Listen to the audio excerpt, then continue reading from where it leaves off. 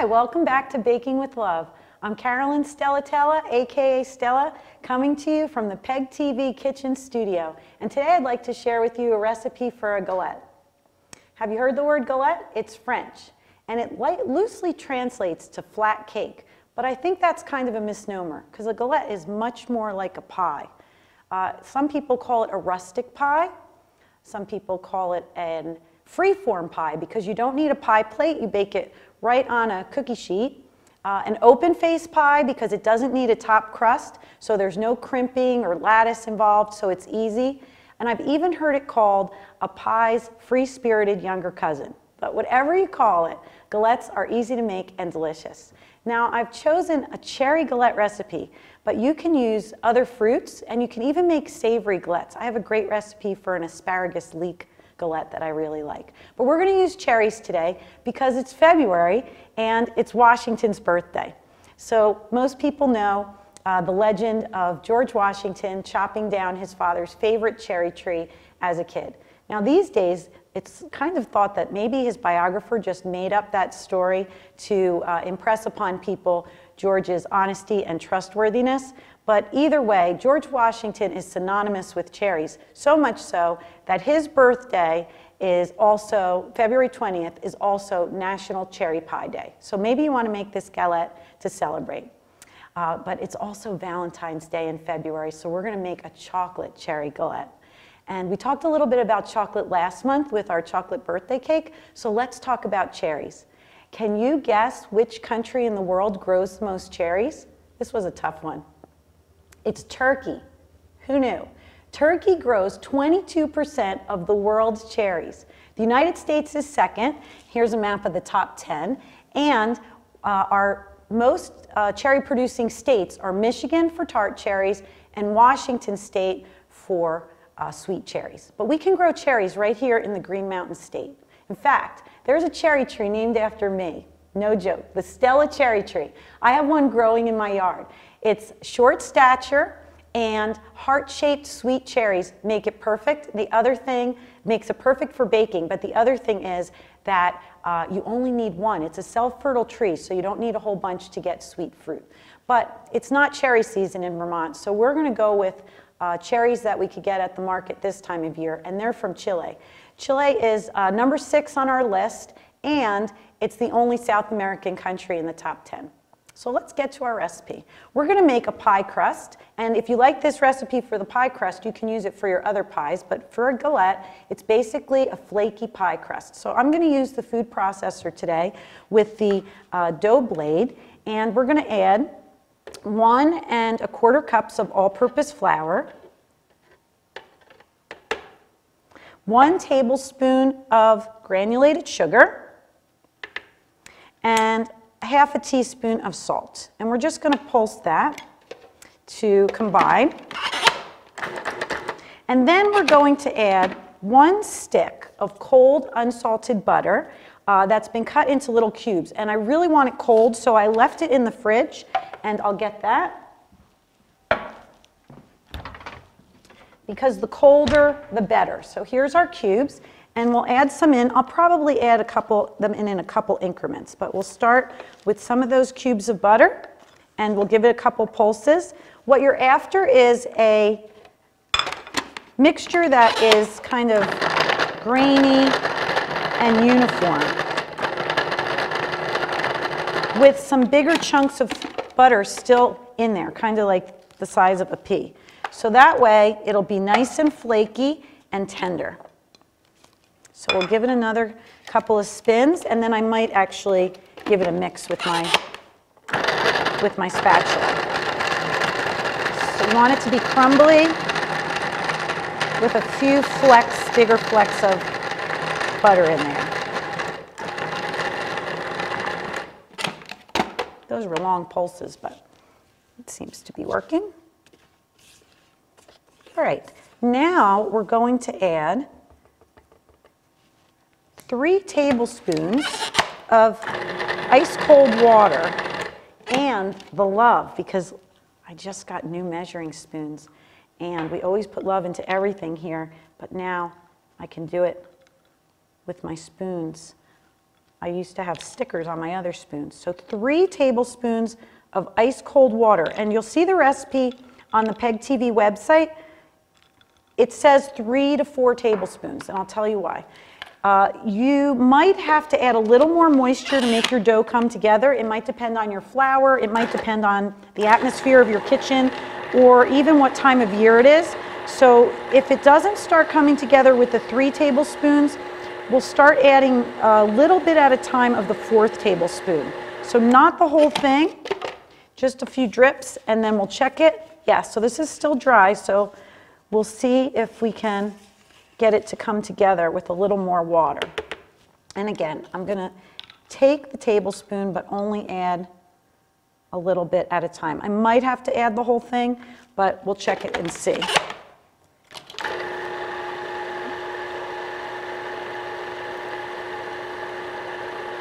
A few more drops and it'll be just right. So the rest of that tablespoon will go in. You don't want it to be gooey because we're going to have to handle this.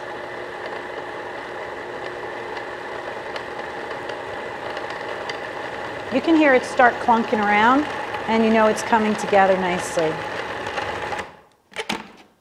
That looks good. And again, if there's a little bit more flour that's dry along the bottom, you can just give it a little push. All right, so now we're going to empty this onto a lightly floured board. Take out the blade, and you're going to just work it with your hands into a ball. And again, flour helps if it's a little sticky still. Try to get any flour that's left combined. There. Okay. So we're going to work this into a ball, and again, you might use a little of the flour on the board so that it doesn't stick to you. And then we're going to shape the ball into a disc. And the disc can be, I don't know, about 6 inches. Again, galettes are rustic, so you don't have to be exact about the shape or the size. That looks good. So we're going to wrap this in plastic wrap and refrigerate it for 2 hours or overnight. We want it to be nice and cold again, and that way it'll be nice and flaky. So we've got our disc, and we're going to pop that into the fridge.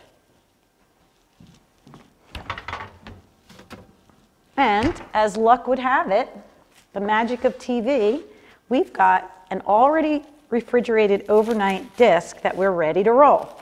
We are ready to roll. So I'm going to unwrap the disc, and you can see some of those nice flecks of butter that I mentioned. And if you remember from our shortbread Empires episode, I like to roll dough between parchment. I mean, this is wax paper or parchment. You might add a little pinch of flour, but the wax paper is easy to handle and it makes it easy to flip and spin. You might also remember from that episode, just put this back here,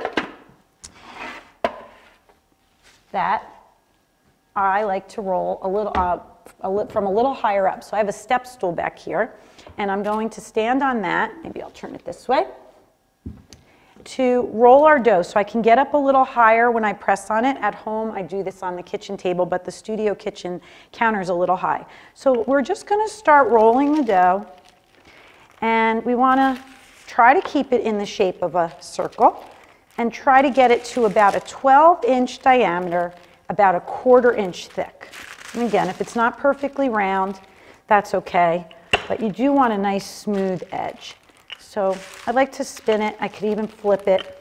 If your wax paper starts to wrinkle, you can just lift it up and put it back down, or even use a new piece. I'll flip it. There's a little flour on there. You can see the bottom one was getting a little wrinkled.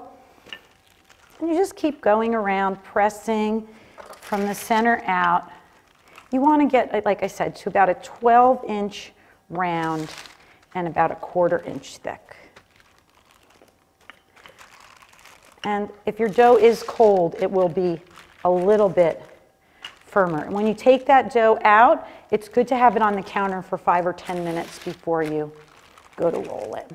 And you can be gentle. You don't want to make your dough tough. You want a nice, tender, flaky pastry dough for your galette. It's working. Again, if your edge breaks, I'll show you when we go to assemble it what you can do about that.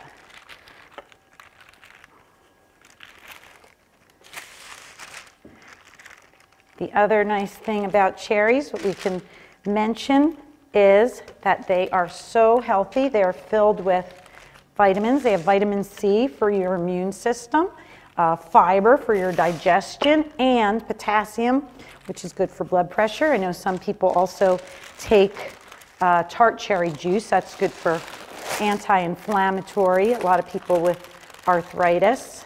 And athletes even use tart cherry juice for recovery for their muscles. So you can just think that this is a real healthy dessert.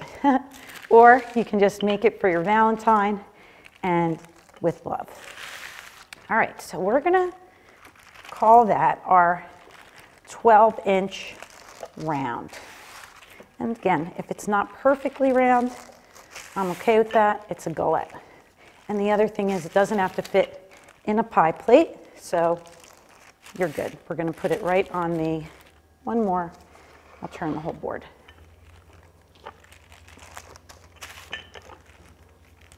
All right, so now, move this so I don't trip. We're gonna transfer our round onto a baking sheet. Now, a rimmed baking sheet, because if any of the juices do leak, this will keep them from spilling into your oven and smoking everybody out. And this is lined with a non-stick sheet. You can use parchment. I'm using this one because it's made in France and galettes are French. So, and because my friends give me nice things to bake with. So there's our crust. And now, since I mentioned we're going to make it a chocolate cherry galette, we're going to add our layer of chocolate. So before you got here, for the sake of time, I'll tell you what you missed. I took 3 tablespoons of heavy cream and I heated it up. And in this bowl, I took 3 ounces of chocolate that was coarsely chopped. And I think the recipe on the website says bittersweet. This is dark. I actually, no, it says semi-sweet, and I actually used bittersweet because I used some morsels that I had left from the chocolate cake from last episode. So I poured the hot cream into the chocolate, and I let it set for about 5 minutes, and then I stirred it until it was this consistency. So that's going on our bottom crust, and you can start in the center, but you don't want to pull it all the way out to the edges. You want to leave a border of plain dough and about 2 or 3 inches. So we're just going to smear that all the way around. There's plenty of chocolate, and chocolate and cherries just go great together. So whether it's for Valentine's Day or Washington's birthday or National Cherry Pie Day, you can't go wrong with chocolate and cherry. Now, of course, if you're a cherry purist and you want to omit this step, you can go right to the next step of cherries, but let's just smooth this out. And then this needs to set, so we're going to pop this back in the fridge and work on our cherry filling.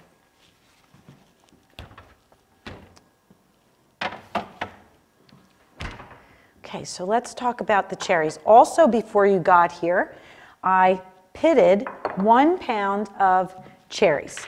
Now, you didn't have to watch that, but I'll tell you how I did it. And these are fresh cherries. And first you would rinse them and take out the stems. And then I have a handheld cherry pitter. And you would line them up in this little bowl and press down where the stem used to be. And the pit pops out. So you have to make sure the pit pops out. If you're not having your cherries, you might have a pit in there and you wouldn't know until somebody bites into it, and you don't want someone breaking a tooth on your galette.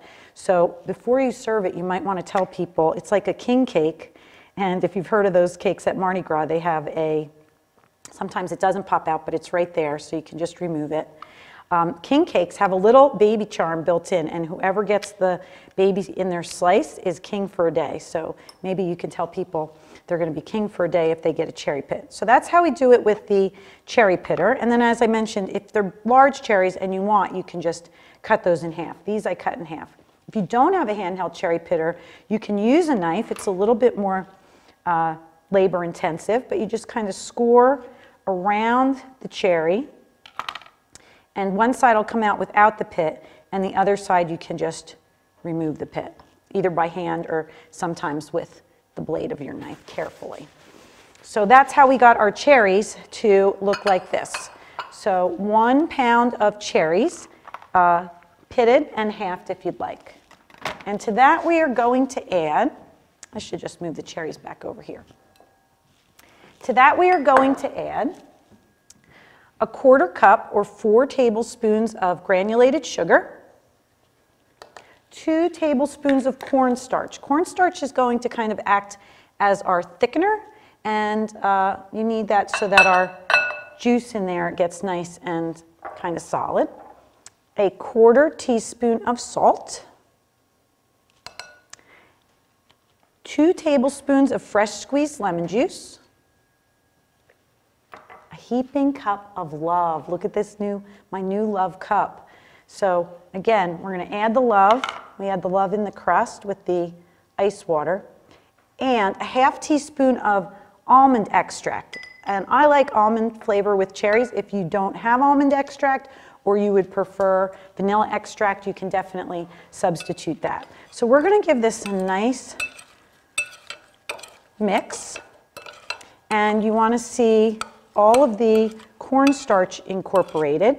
It's going to make the mixture a little cloudy, and all the cherries coated, evenly coated, so that when they bake it will do nicely in your galette crust. And you just keep stirring until kind of some of the white of the cornstarch turns a little translucent. So if you still see some blobs of white, you have to keep mixing. It doesn't take long. That looks good, and it smells good. That little bit of almond in there. All right, that looks like we are ready to fill our chocolatey crust. I hope the chocolate's set. Let's see. I'm going to use a slotted spoon to remove it.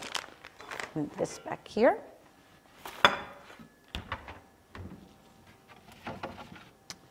So here's our crust.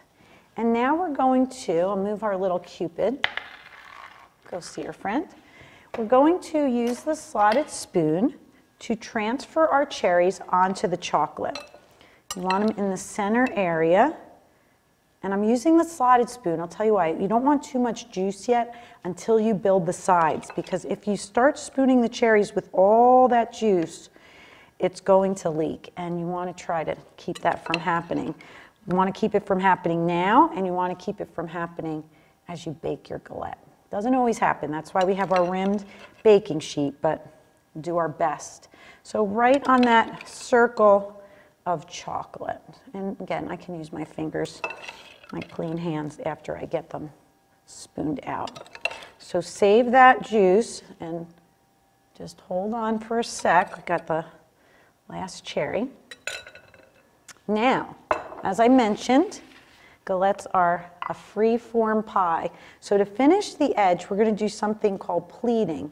And you're just going to lift it up and have it make a little fold every so often. You can give the fold a little pinch, and this kind of builds the walls of your galette. Now,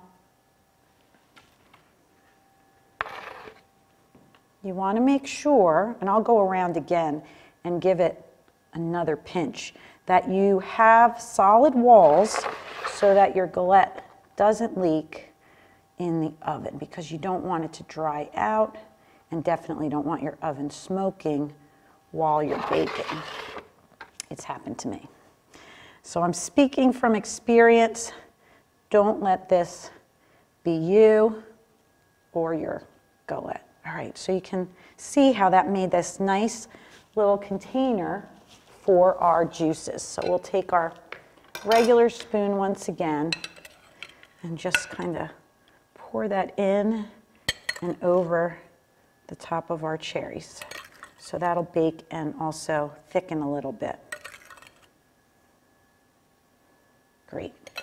Okay, now we're going to finish the edge with an egg wash. So in this ramekin, again, before you got here, I beat an egg with a little bit of, just a couple drops of water. You might choose just an egg white, you might not use the water. Whatever you'd like to do is fine to just finish this edge. I'm going to just take this brush. If you don't have a pastry brush or oh, I said I was going to pinch them again and I meant it. So let me just go around real quick before the egg and make sure that I don't have any leaks. There we go. So now back to our egg wash. Again, if you don't have a little silicone kitchen brush like this, you could use a clean paintbrush. I've done that before for sure, when I couldn't find it or before I had one. And you just go around lightly brushing. It's okay if it folds down a little bit. That'll just ensure that, again, we don't have any juice leaking out. And then we're going to add a little sprinkle of raw sugar, sometimes called demerara sugar, turbinado sugar. It's just a kind of rough cut sugar. Here's the word, demerara. And I'm just going to take a little pinch and go around and let that stick to the egg. The egg's kind of a glue. It'll help the crust brown to a nice golden brown, and the sugar will give it a little crunch, a little sweetness, and also a little sparkle, so it'll make it look professional. All right, so now we've got our galette, chocolate cherry galette, with our crust ready to go into the oven, and I'm going to put it in this preheated 400-degree oven on the middle rack for 35 to 40 minutes. Now, let me just mention that I like to give things a spin about halfway through, and you might start checking your crust. After it's golden, you might have to make these little heat shields, and I'll just demonstrate, even though it's not that there yet, just to go around to keep it from getting extra brown. They make real ones for pies, but since galettes are always kind of a free-form shape, the ones for pies don't always work. So you just can make these little pieces of foil, protect your crust from getting too brown. That would be at the second half, but I'm just doing it as a little demonstration. And now, through the magic of TV and the Peg time machine, 35 to 40 minutes has gone by, and here we have our finished chocolate cherry galette. So you'd have to let it cool for a few minutes on the tray, and then you could transfer it to your serving plate and serve it warm. And you can serve it warm with vanilla ice cream. I have some ice cream in the freezer. That is the way to go. Warm chocolate cherry galette with vanilla ice cream. Oh, your Valentine will really love you for it. Did you know that in Kansas at one point it was illegal to serve cherry pie with vanilla ice cream? They repealed this law in the 1960s, otherwise I'd be in jail. So we can transfer it to our serving plate, and like I said, serve it warm with vanilla ice cream. And like I said, this could be for Valentine's Day, for Washington's birthday, for whatever you'd like. But a lot of my friends love these shows, and then they say, but it's too many steps. They'd love for me to make it for them. But if you want to try making it today, I have a great variation. I've tried it, and it works. And you can have your own cherry galette, maybe even a chocolate cherry galette, without making the dough, without pitting the cherries. If you want to make it short and sweet, you can use a store-bought refrigerator pie crust and a can of cherry pie filling. So all you need to do is roll out the crust, one crust, and if you want to make the chocolate, you would do the same steps that we just did with the cream. If you want to skip the chocolate, then you just open the can and pour it in. But don't forget, if you're using the store-bought way, extra love. People will definitely taste it.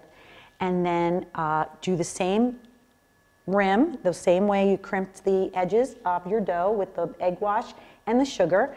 And you could have your own cherry or chocolate cherry galette, not made from scratch, but made with love in, like I said, about 40 to 45 minutes. So that is chocolate cherry galette. You could have it for your Valentine. And oh, also February 17th through 23rd is Random Acts of Kindness Week. So if you don't have a Valentine, you're not big on George Washington, just make it for that and share it with somebody randomly and they'll love you for it. So thanks for watching. Happy Valentine's Day. Hope to see you next time on Baking with Love.